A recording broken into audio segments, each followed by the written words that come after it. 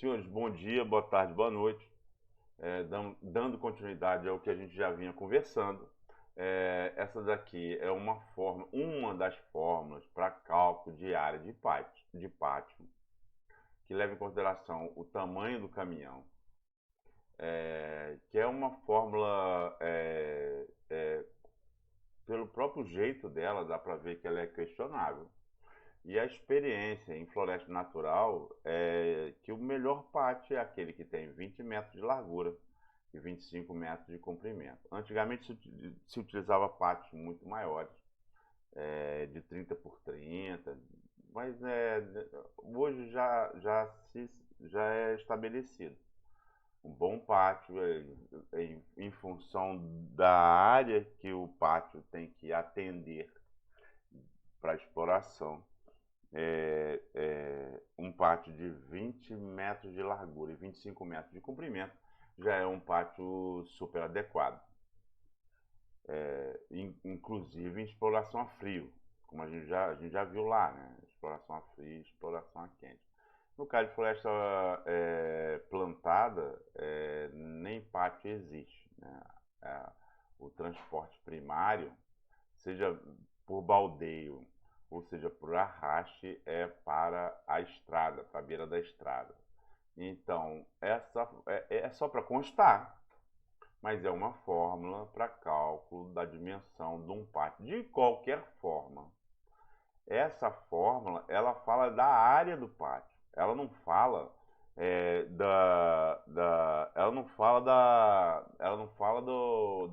da forma. Então, qual seria a largura, qual seria o comprimento? Então, o melhor seria usar o atual modelo, que é de 20 metros de largura, 25 metros de comprimento, paralelo ao eixo esses 25 metros, paralelo ao eixo da estrada.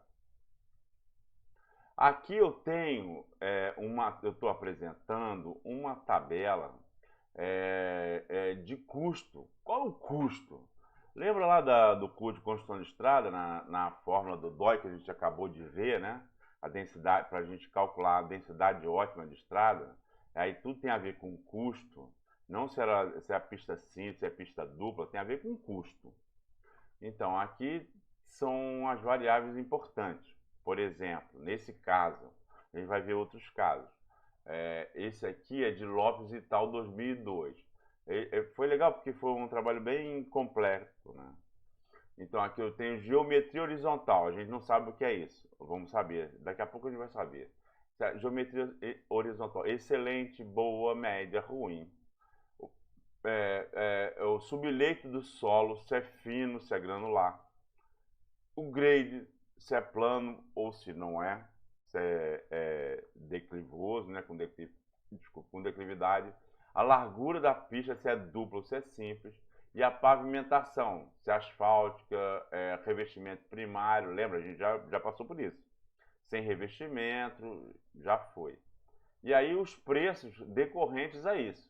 Então, eu tenho essas alternativas e os preços decorrentes disso. Né? Do levantamento topográfico, da limpeza e terraplanagem, da drenagem e da pavimentação. E aqui tem um total por quilômetro, dólar por quilômetro. Essa tabela continua. Aqui aí continua. Eu tenho então 120 combinações e preços. Qual é o preço? É o preço que eu vou ter? Não é. É um preço que eu devo levar em consideração. Da mesma forma, a densidade ótima de estrada. Eu devo levar em consideração a conta? Claro que devo levar.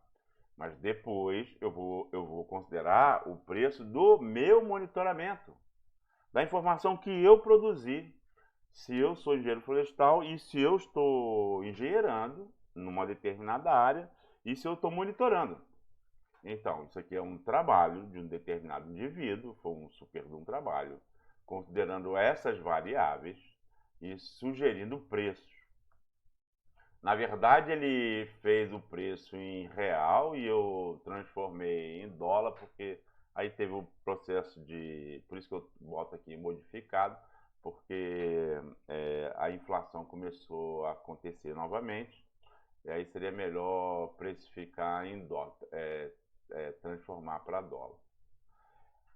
Aqui eu tenho aqui em Floresta Plantada, né? Aqui eu tenho um outro exemplo de floresta natural, Holmes e tal, de 2006. Que aí não tem tantas variáveis, só foi a situação específica que Holmes e tal trabalharam, com planejamento de estrada, planejamento de pátio, construção de estrada, construção de pátio, com a produtividade em hectare por hora e o custo em dólar por hora, dólar por hectare e dólar por metro cúbico na realidade do que o trabalho foi feito do Holmes e tal. Foi aquele super famoso trabalho que é super famoso, que a primeira versão inclusive foi de 2002, né, nem 2006, que fechou todas as etapas e custos da exploração de floresta natural. Isso aqui é informação de floresta natural, ao contrário da anterior, que é de floresta plantada.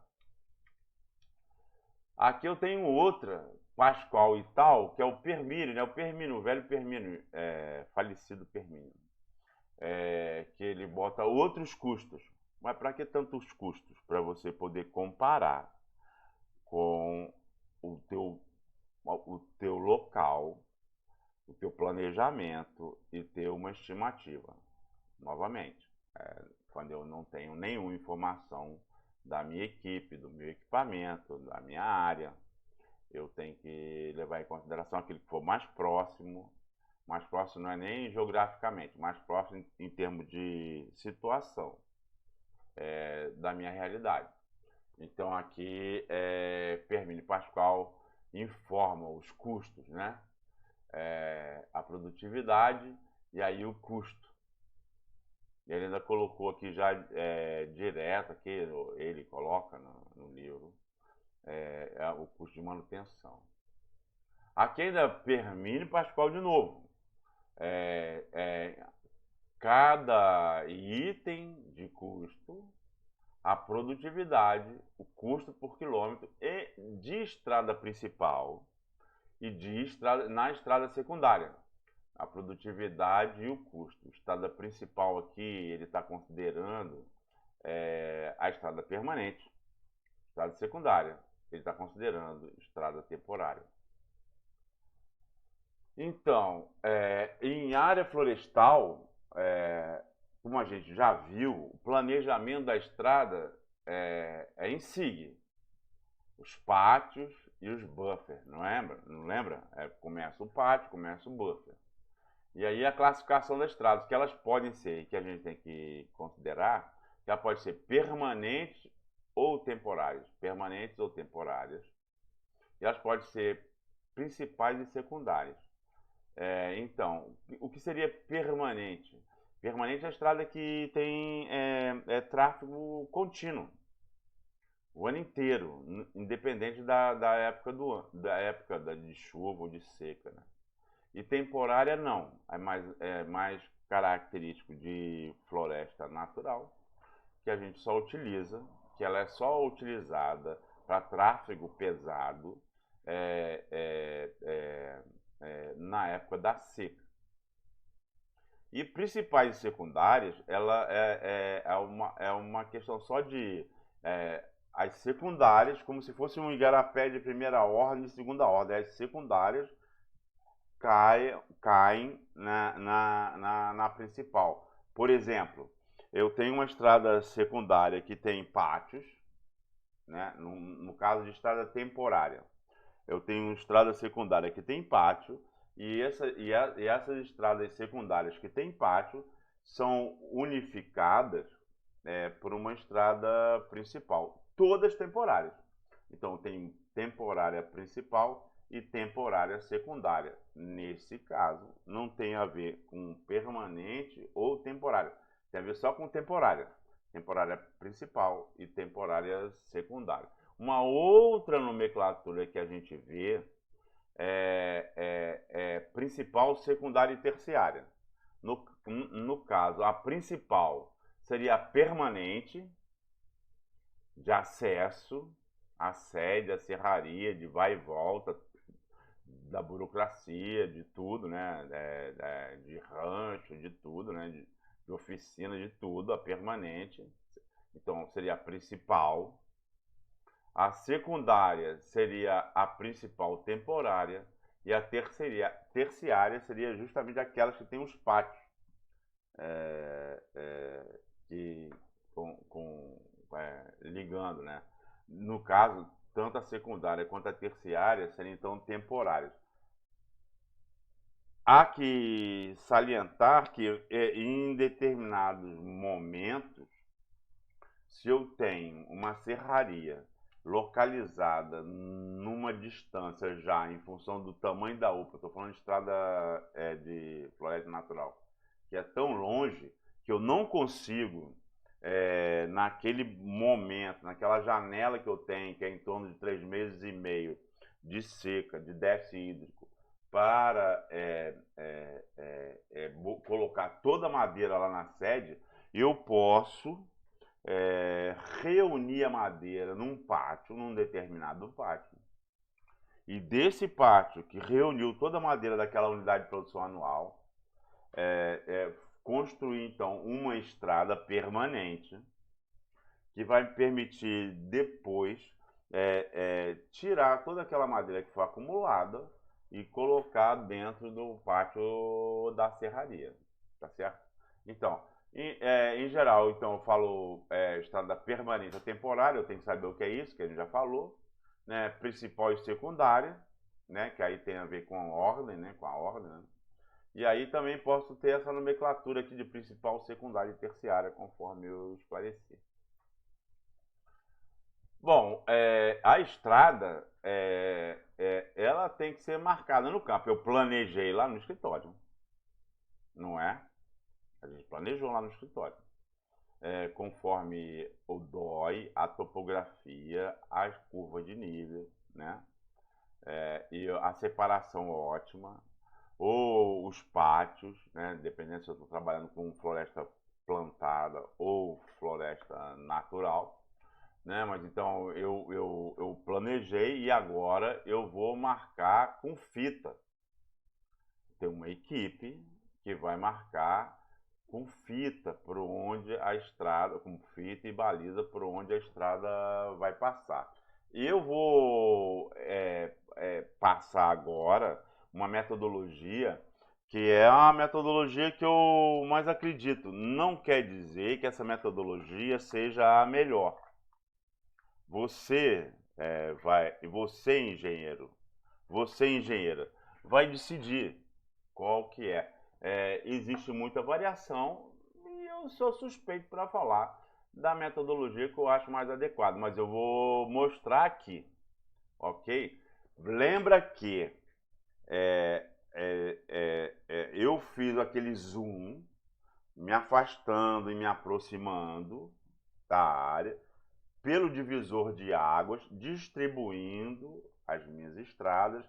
E aí, ou através de pátios e buffer de pátio, 250 metros e 300 metros, ou através de buffer de estrada, porque eu já calculei, já aprendi a calcular a separação ótima de estrada. Então eu vou, mas o traçado tem a ver com a separação ótima, né, com a distância média de arrasto, que a gente já aprendeu a calcular de formas diferentes, mas eu tenho que fazer aquele traçado assim, pensando nas curvas de nível, no traçado do que a composição veicular de carga suba, sem precisar de auxílio de nenhum trator, não é?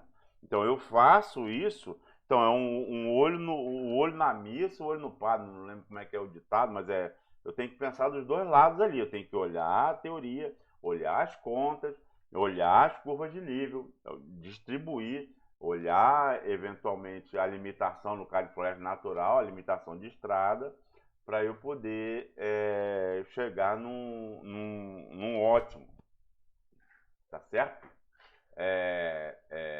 vamos aqui pensar aqui como é que a gente faz para delimitar. Você acabou delimitando a estrada, né? Planejando, fazendo o desenho dela, né? No SIG, né? E agora vai uma equipe de campo para marcar ela, tá certo? E aí nós vamos ver aqui, ó. Eu tenho um mapa que você vai acabar imprimindo da unidade de trabalho de 1000 metros por metro ou de uma outra unidade de trabalho, no caso de floresta plantada, onde a equipe vai ter que delimitar por onde é que vai passar a estrada, tá certo? Então, essa delimitação, ela carece de um indivíduo que vai ter uma bússola de precisão de meio grau, um outro indivíduo que vai ter uma baliza colorida para orientar a bússola de precisão, e aí 3 indivíduos, na verdade são 2 subequipes, né? 3 indivíduos atrás dele, atrás desse indivíduo aqui que tem a dupla de precisão, a bússola de precisão. Um que está com o facão terçado que vai abrir a picada fisicamente. Um outro que vai colocando as balizas de marcação, tá certo? E um outro atrás que vai conferir se a distância tá certa. Então, vou dizer que vou marcar a cada 25 metros, que é o normal em floresta natural. A cada 25 metros, então a cada 25 metros coloca-se uma baliza. Então eu vou abrindo, olhando o que está aqui, o que está na minha frente, que é um indivíduo que está com uma bússola de precisão, olhando uma baliza colorida. E aqui esses 3 aqui vão se revezando.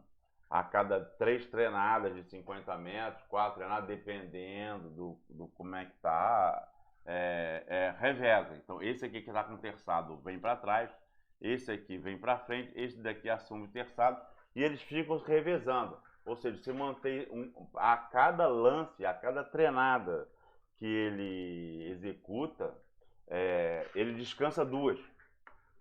Quando o mato está muito bom, ele pode executar 2, 3 treinadas. E aí descansar 4 ou 6 treinadas, né? Então, essa é a forma de marcar, de seguir aquele planejamento que foi feito lá no SIG, que você fez no SIG, tá certo? E que nesse momento ainda segue ângulos retos. Pode ser 90 graus, pode ser, em geral, 90 graus. Em geral, 90 graus, como a gente viu lá na distribuição lá de estrada. Nesse momento, a gente não está preocupado com curva ainda. A gente está só preocupado que a estrada ou que os pátios, unidos pelas estradas, atendam a toda a área. Ok? Beleza.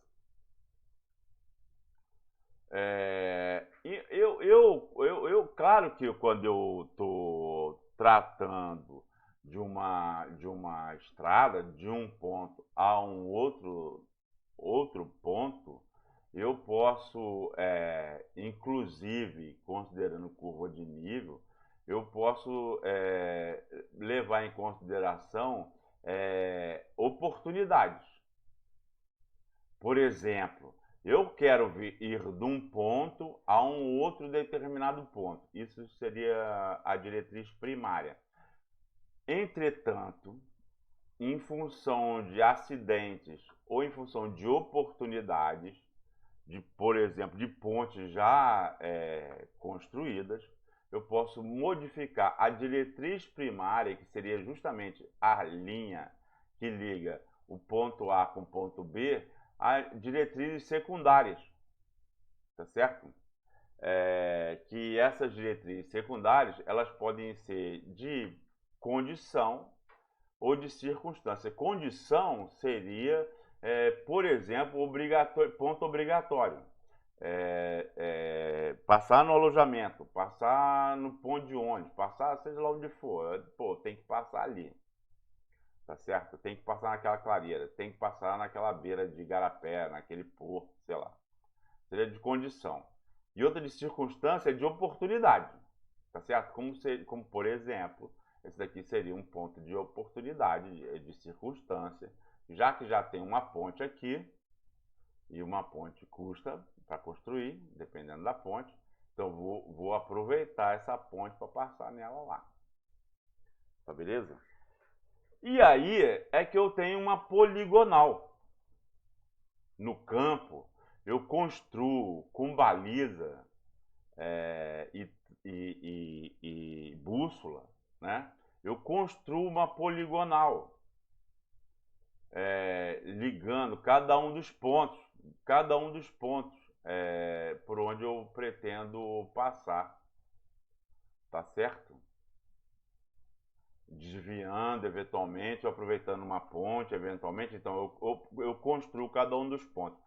Essas balizas agora não, agora essas estacas que eu coloco, agora não são mais balizas, são estacas, são estacas numeradas e a distância delas é uma distância fixa, que a gente chama de corda.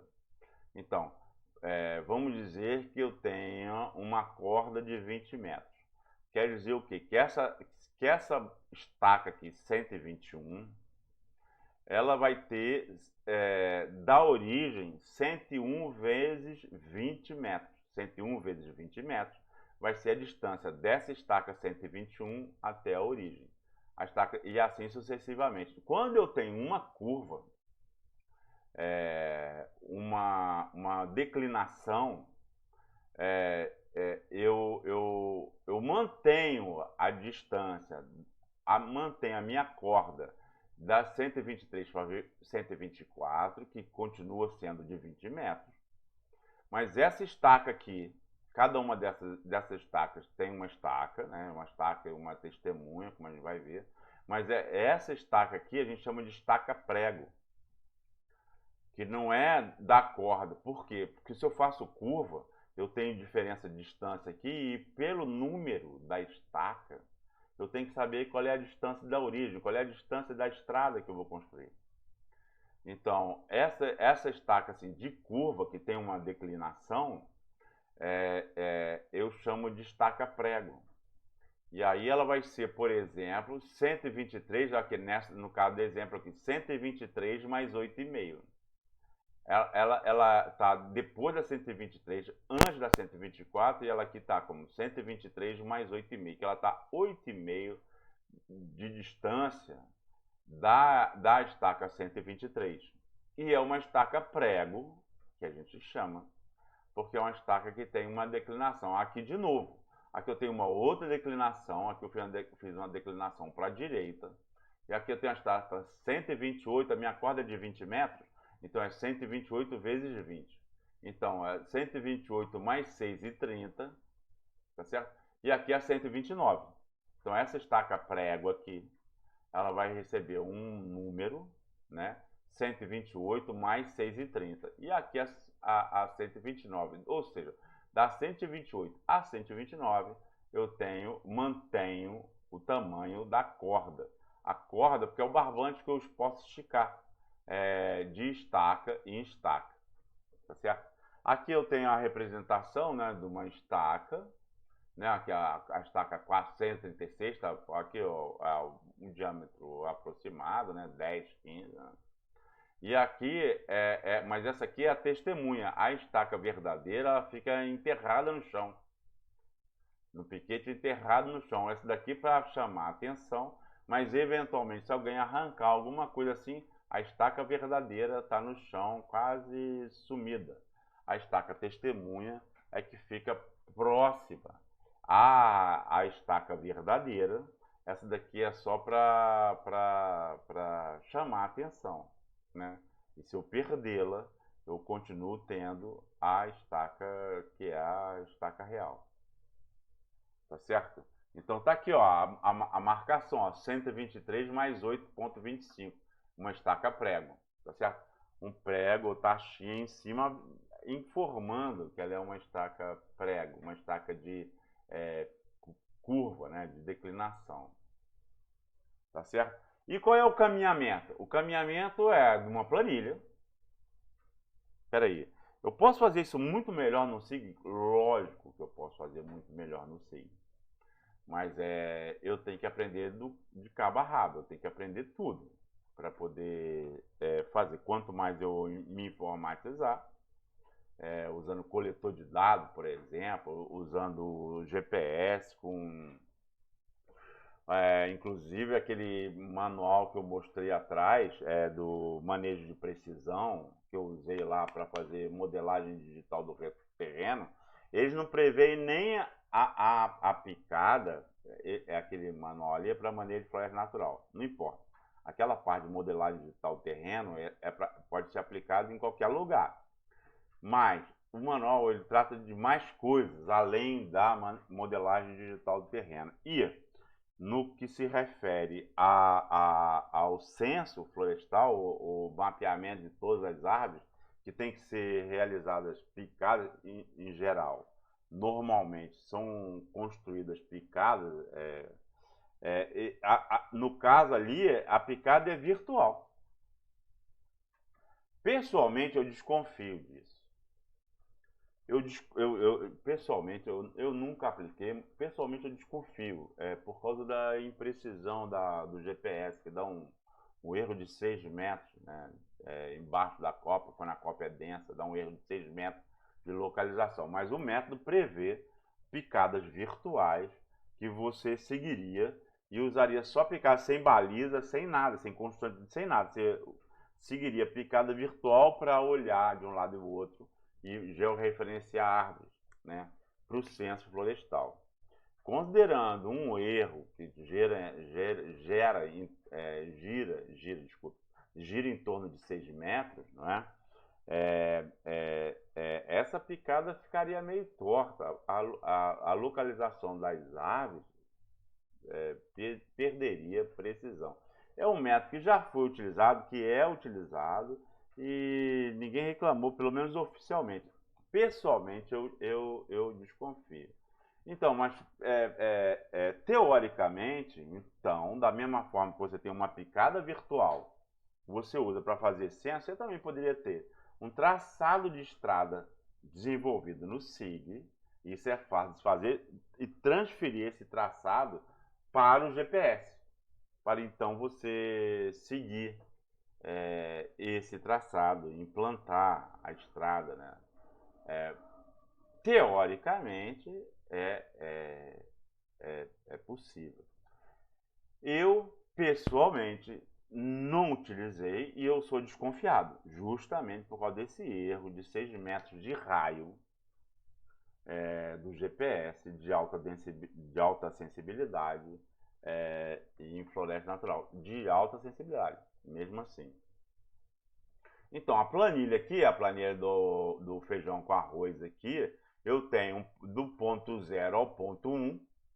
Aí, no caso aqui, eu tenho uma corda de 10 metros, ó, a corda de 10 metros. Do ponto 0 ao ponto 1, eu tenho 10 metros. Vamos dizer que eu estou seguindo um azimuth de 90 graus. Então, se eu for do ponto 0 ao ponto 1, numa distância de 10 metros, que seria da minha corda, no azimuth de 90 graus, eu tenho então uma distância total de 10 metros. Do ponto 1 ao ponto 2, ou seja, eu estou falando daquelas estacas lá, ó. Das estacas aqui, ó. Das estacas, pá, corda. No caso aqui, a corda é de 20 metros, sei lá, pode ser de 10, de 15. No caso aqui, no exemplo aqui, a corda é de 10 metros. Então, do ponto 1 ao ponto 2, 10 metros também, eu tenho 20, depois 30. Aí do ponto 3, da estaca 3, até a estaca prego, aqui é uma estaca prego, 3 mais 3,5, conforme a gente viu lá, tá certo? Desculpa, eu tenho uma distância de 3,5 metros, daí eu tenho um total, um somatório de distância percorrida, marcada, de 33,5 metros. E aí, da estaca prego, dá 3 mais 35, que é a estada prego, até a estaca 4, eu tenho 6,5.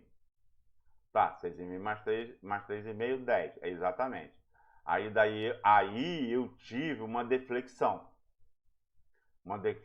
de 5 graus, de azimuth de 5 graus, tive uma deflexão de 5 graus. Aí eu passei eu estou com uma distância total de 40 metros, mas com uma deflexão, isso é só um exemplo, só para entender. Uma deflexão de 5 graus, não é azimuth não, é só deflexão. Uma deflexão de 5 graus, passei a 40 metros. Aí depois dá 4 para 5, 10 metros de novo, agora o azimuth é 95 graus.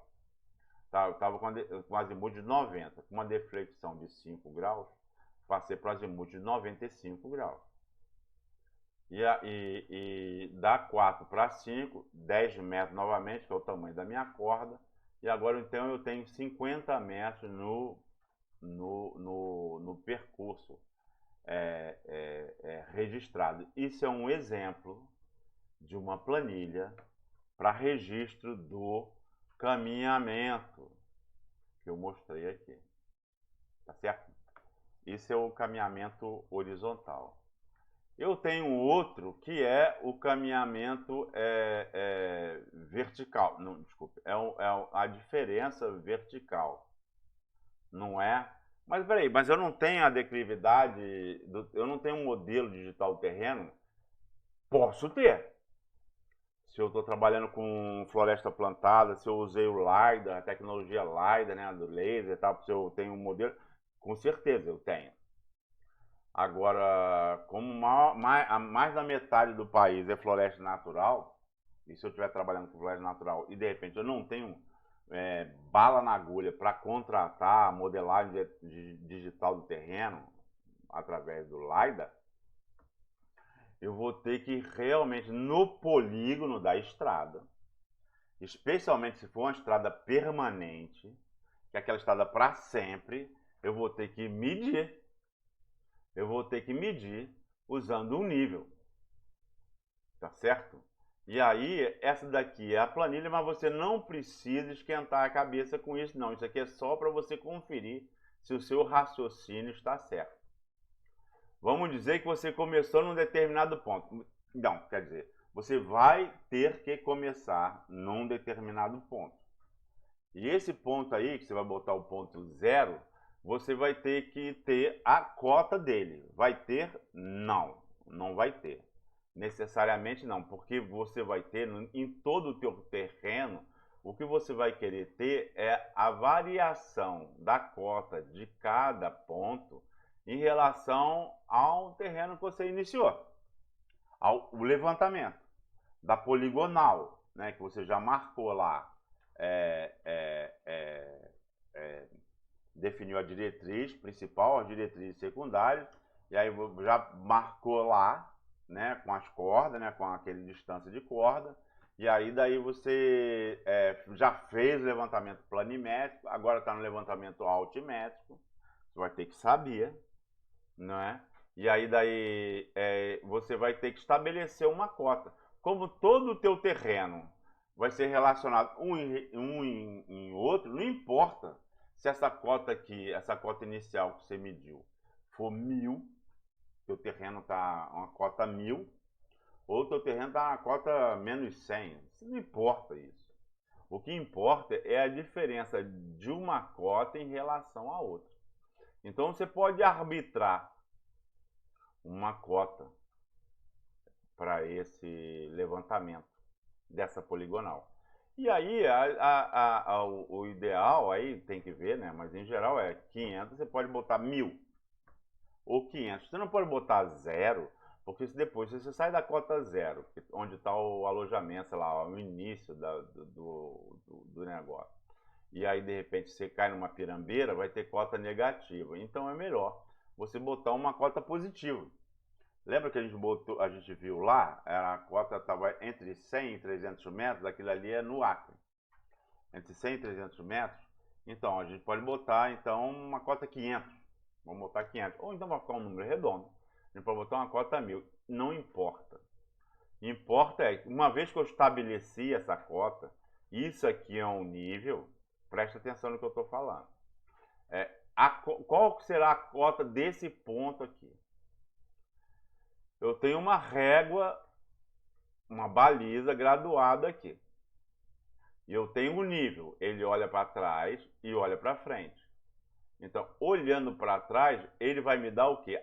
A diferença de cota entre o ponto que eu arbitrei, que pode ser 500 e 1000, mais esse ponto aqui. E aí eu pego o aparelho e olho para frente e boto a baliza aqui. Tira a baliza daqui, já medi, boto a baliza aqui. A cota desse ponto vai ser a cota que eu arbitrei, mais a minha ré, no caso a ré, porque é o que eu vi de ré, o que eu medi, que é esse tamanho aqui, essa distância aqui, menos essa distância aqui que eu estou medindo no Vant 1. Aí isso vai ser a cota desse ponto. Eu pego essa baliza, boto para lá, aí eu vou ter o Vant 2, aí eu vou ter a cota nesse outro ponto. Boto a baliza nesse ponto aqui, aí eu vou ter a cota desse ponto. A cota desse ponto aqui, nesse ponto 3, vai ser a cota que eu arbitrei, ou a cota anterior, mais essa coisa que eu vi no nível, essa distância que eu medi, que eu olhei no nível, menos essa última distância aqui. Aí eu vou ter essa cota. Essa aqui eu arbitrei 500, 1000, agora não, agora em relação a essa 1000 aqui, ou 500, eu vou ter uma cota, tá certo?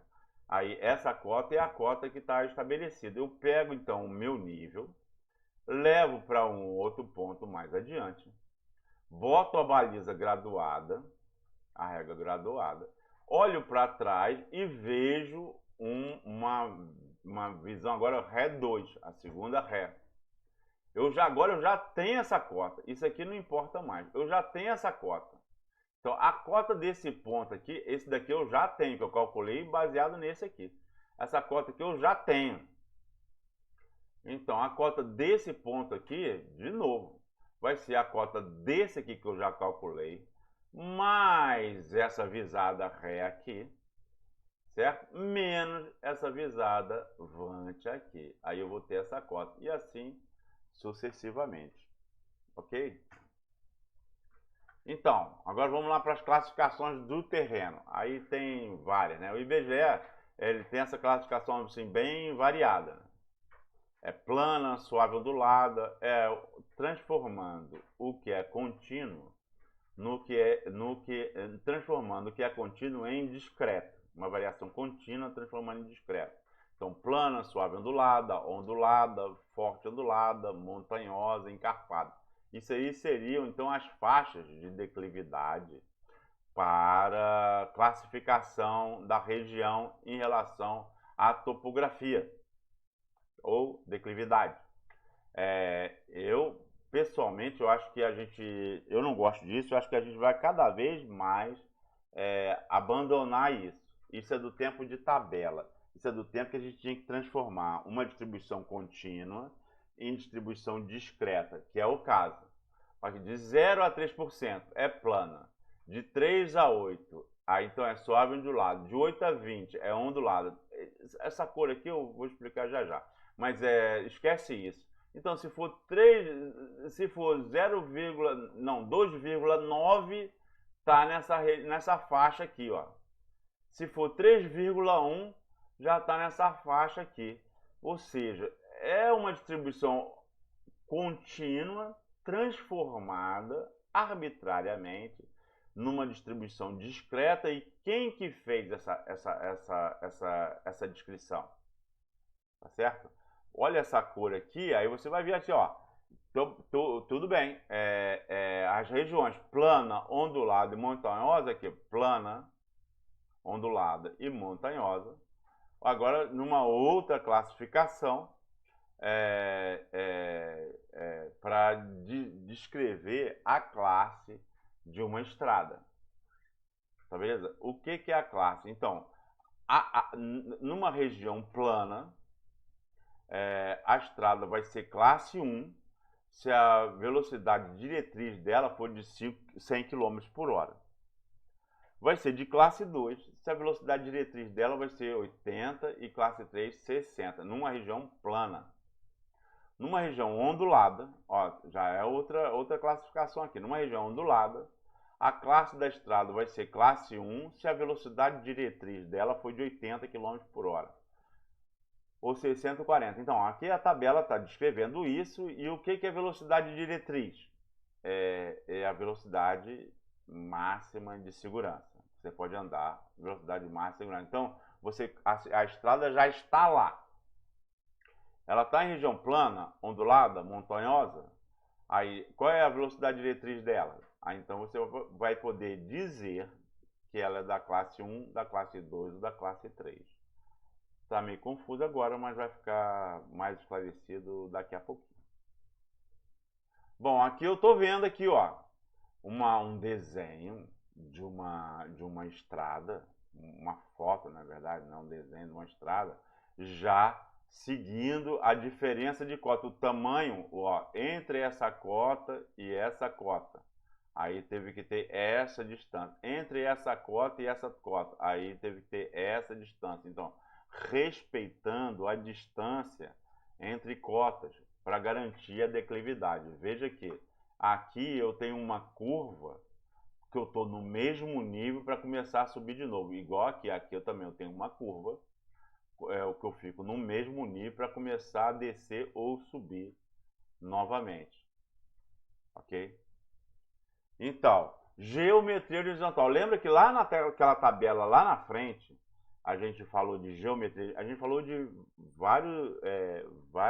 de 4 variáveis, né? Uma delas é a geometria horizontal, que aqui também. Ela pode ser classificada, ó, de novo, discretamente, né? Em excelente, boa, média, ruim. O que é isso? É um índice.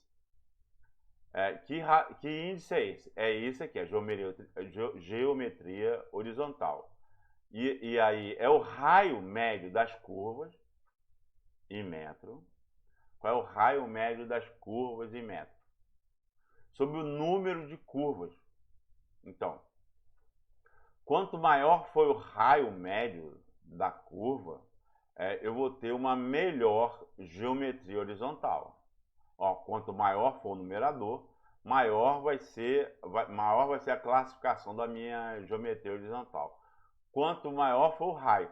E quanto maior for o número de curvas, menor vai ser, então vai diminuir no numerador, né? O denominador vai diminuir o numerador, então menor vai ser a minha geometria horizontal. Então, para eu classificar o meu trecho de estrada entre excelente, boa, média e ruim, para quê? Para eu aplicar lá naquela tabela aqui, tá vendo? Geometria horizontal, excelente, boa, média, ruim. É isso aqui, geometria horizontal. Aí eu vou poder classificar, né, o meu traçado de estrada. Eu posso melhorá-lo ou não. Sou eu que decido, porque eu que estou construindo a estrada. Tá beleza?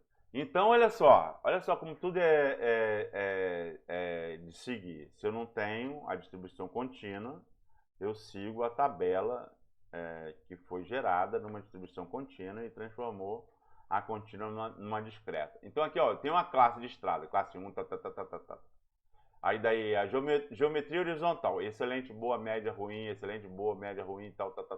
E aqui tá, aqui a largura da superfície. E aqui eu tenho a velocidade diretriz. Olha só, então a velocidade diretriz, que aí não tem a ver se eu usar decimal, se é arredonda para baixo, né? E para um número adequado, né?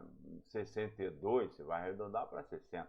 A velocidade de 67, você vai arredondar para 65, talvez 60, que você vai botar placa lá na sua estrada. Mas isso aqui é para você saber, tá certo? Não pode ficar variando toda hora, tem que arredondar para baixo para manter a coisa mais ou menos uniforme.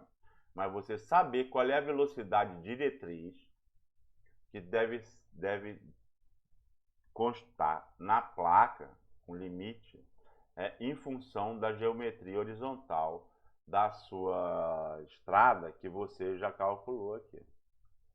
Beleza? Então, velocidade e distância outra coisa que você tem que levar em consideração, velocidade e distância de visibilidade. Uma vez que você já calculou, já definiu a velocidade diretriz, aí então aqui já está, essa tabela já informa a distância de visibilidade que você tem que ter na curva. Ou na reta, mas na reta é na reta. Mas na curva, qual a distância? Então, se a velocidade é 20 km por hora, você tem que olhar 40 metros. Para quê? Para você ter tempo de frear. Tá certo? Se é 30, 70. E assim sucessivamente, como essa tabela está informando. Em curva, também, curva é curva. Então, você deve ampliar a largura da estrada quando estiver em curva. E aqui está o raio da curva de 20 metros, 30, 40. Aí daqui tem essa faixa aqui. Aí um ângulo da curva menor que 30 ou maior que 30 graus. E quanto que você vai aumentar a largura da pista em metro. Tá certo? Considerando o raio da curva. Ok? Essa é uma outra tabela indicativa. A curva não pode ser da mesma largura da pista. E aqui também, considerando a velocidade diretriz, ou seja, aquela velocidade lá que a gente levou em consideração em função da geometria horizontal, qual seria o raio mínimo da curva. Tá beleza? A gente vai ver de outra forma. No manual, que eu não falei, eu devia ter falado, mas a gente vai falar na próxima conversa sobre estrada, que é a segunda parte da estrada, a gente vai falar do manual do Serviço Florestal Americano, que o Serviço Florestal Brasileiro adotou, que já tem uma tabela direta já. De acordo com o raio da curva. Qual o raio da curva? Opa, olha lá. O raio da curva. De acordo com o raio da curva. Qual que é a deflexão? O ângulo de deflexão que você vai ter que adotar. Vou explicar isso melhor. Aqui, olha para o quadro aqui. Vou aqui botar aqui no quadro para poder explicar melhor. Veja bem.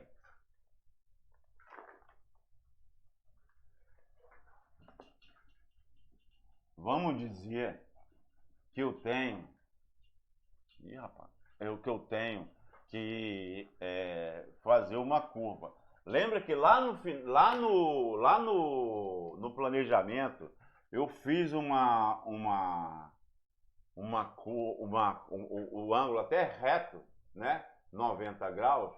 Agora não. Eu ainda não aprendi qual que é o raio mínimo da curva. Mas vai ter um raio mínimo, que é o raio da curva que a composição veicular de carga é capaz. A gente vai ver logo adiante. Tem a ver com o comprimento dela e a largura dela. Aí, considerando o comprimento e a largura dela, a gente vai poder calcular qual é o raio mínimo da curva, ou estabelecer o raio da curva. Eu estou seguindo, eu estava com uma poligonal seguindo nessa direção. E aí eu fiz uma deflexão. E esse aqui que é o ângulo da curva. Eu estava indo para lá.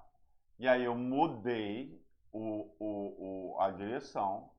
E aí o ângulo da curva é esse aqui. E esse ângulo da curva que está aqui é o ângulo da curva que vai ter que ser a da curva aqui também. O veículo vai chegar aqui e vai passar a estrada, vai ter que vir por aqui. E não vir para cá e virar ali.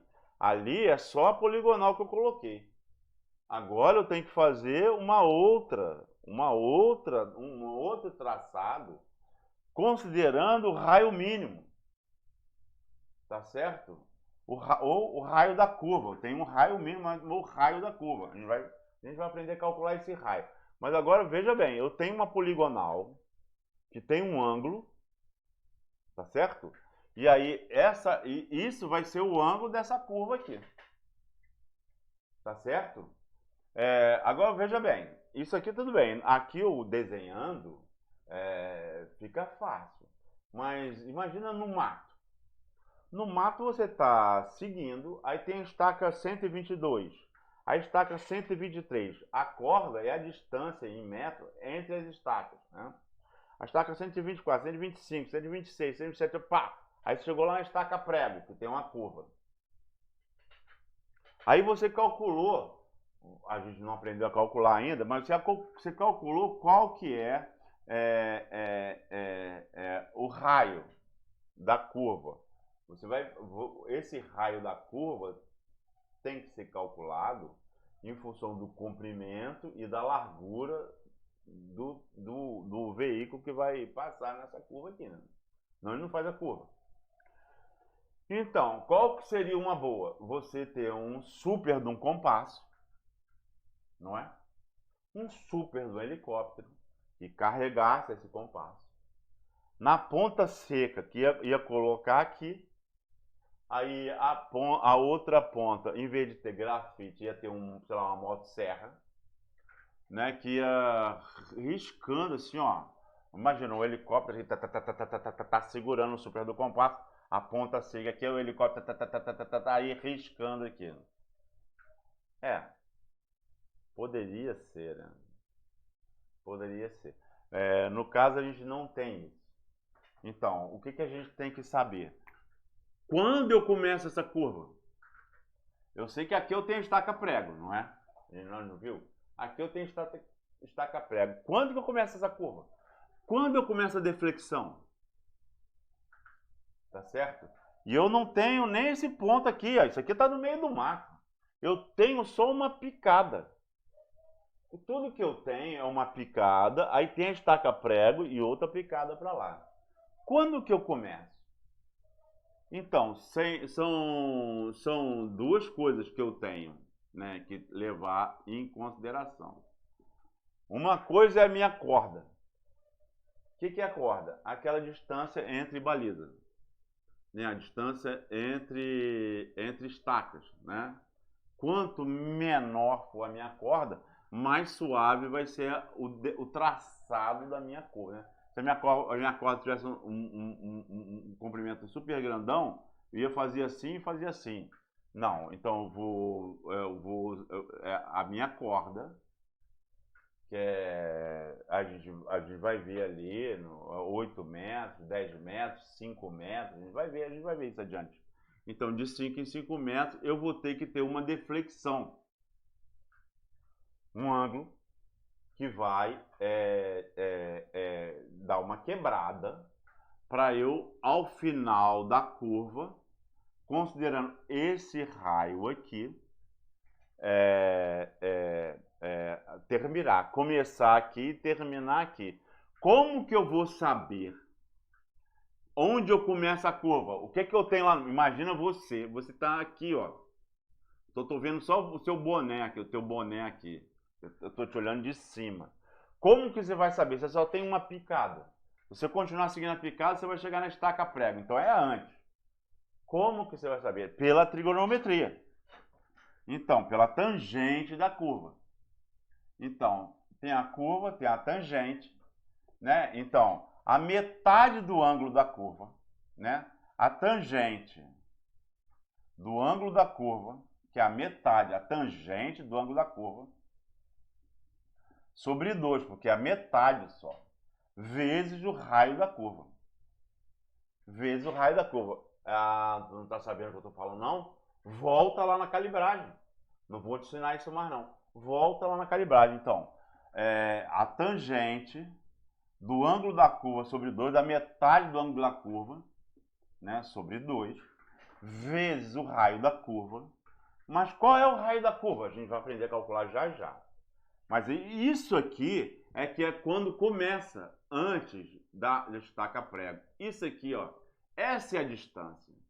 Então, se a estaca prego está a 2.850 metros, vamos dizer, uma vez que eu calculei isso, tangente do ângulo da curva sobre 2, veio o raio da curva. Onde é que eu calculei esse raio da curva? Raio da curva a gente vai calcular ainda, vai aprender a calcular ainda. Mas isso daqui é a distância onde começa a curva, onde eu vou estar andando na picada, aí eu vou saber qual que é estaca 1, estaca 2, estaca 20, 30, Eu vou saber qual é o ponto, tá? Que vai ter uma distância que eu calculei aqui, onde vai começar a curva, tá certo? E onde vai também terminar a curva depois da estaca prego, que é o raio da curva vai chegar aqui. Agora eu te pergunto, eu vou ter então traçados, né, que é o tamanho da minha corda, né, e qual que vai ser o ângulo. Então, já sei que começa aqui, a curva, eu vou estar aqui na picada. Eu não sei, nem quero saber onde fica o centro dessa curva aqui, porque eu não tenho um compacto gigante, não tenho um helicóptero gigante, não tem nada disso, eu só tenho aqui. Eu sei que começou aqui, porque eu fiz o cálculo. Qual o cálculo? Tangente do ângulo da curva sobre 2 vezes o raio da curva.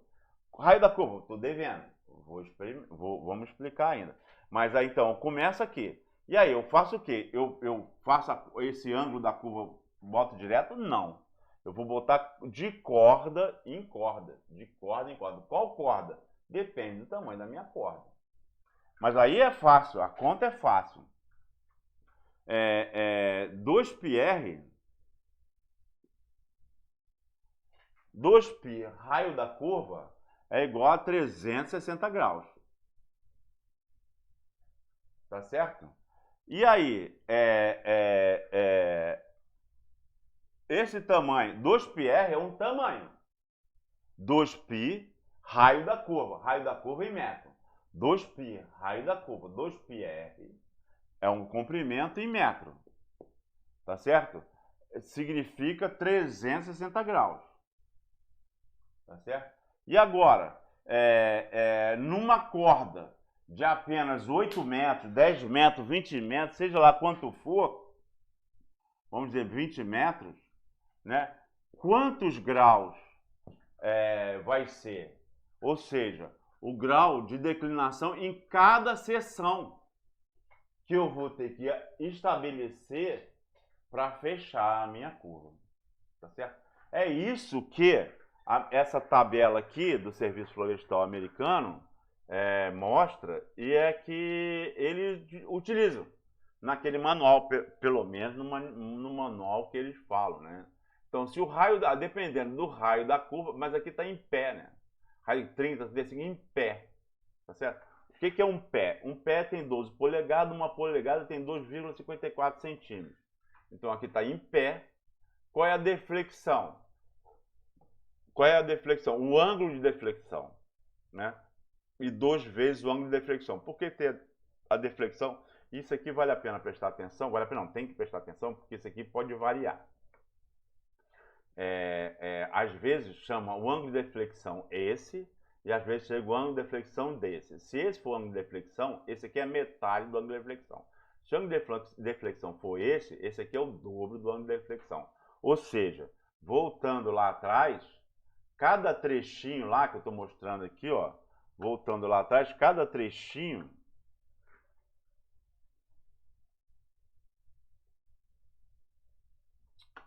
peraí, calma aí.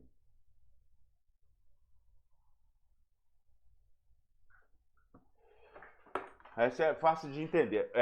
Cada trechinho desse aqui vai ter um ângulo de deflexão. Se eu considerar que cada trecho desse vai ter o ângulo de deflexão, que é aquele que eu calculei por 2πr, razão em proporção de 2πr. Só que o primeiro, e você percebe isso quando você entra numa curva, numa estrada, o primeiro é a metade dos intermediários. O último também é a metade. Se você chama esse primeiro do ângulo de deflexão, então os intermediários são o dobro do ângulo de deflexão. Se você chama esses intermediários do ângulo de deflexão, o primeiro e o último são a metade do ângulo de deflexão. Então, dependendo da referência que você estiver analisando ou se consultando, o ângulo de deflexão vai ser ou intermediário. Então, aí você vai entrar e sair da curva com a metade do ângulo de deflexão. Ou, se o ângulo de deflexão for o primeiro, a entrada e a saída, os ângulos intermediários vão ser o dobro do ângulo de inflexão da curva, tá certo? Porque você não começa a curva já direto com o ângulo da corda. Você percebe isso quando está dirigindo. Você primeiro você entra na curva mais macio, depois é que você aperta mesmo nela. Presta atenção nisso. Tá beleza? Opa! Não. Aqui. Beleza? Então, aqui tem uma outra tabela. Para o raio maior que 300 metros, a gente não aprendeu a calcular o raio ainda. Mas para um raio maior que 300 metros, eu teria que ter um tamanho de corda de 20 metros. Isso é para não ter quebra muito grande. Para um raio entre 150 metros e 300 metros, o raio da curva, uma corda de 10 metros. Ou seja, de seções da curva, né? Seções da estrada na curva. Para um raio menor que 150 metros, então um raio curto, né? Menor que 150 metros, então eu teria que ter uma corda de 5 metros. Aqui é uma outra de acordo com o DNR, tá certo? Raio maior que 600, raio menor que 600, corda de, raio maior que 600, uma corda de 20 metros, um raio entre 600 e 100 metros, uma corda de 10 metros, um raio menor que 100 metros, uma corda de 5 metros. O que é corda? Aquela seção, de seção em seção, para eu completar a curva que eu vou utilizar o ângulo de deflexão. Aqui sim, olha aqui, ó. Como é que eu calculo o raio da curva? Sim, tem fórmulas. Se você pesquisar, você vai ver fórmulas muito mais complexas, que levam em consideração o jogo da direção, leva em consideração o ângulo do reboque, né, do trator, do cavalo trator e do reboque, leva em consideração um monte de variáveis. Mas no nosso meio florestal, a gente usa essa fórmula aqui, que é muito mais simplificada, que é o comprimento da composição veicular de carga ao quadrado, divididos por 4 vezes a largura da composição veicular de carga.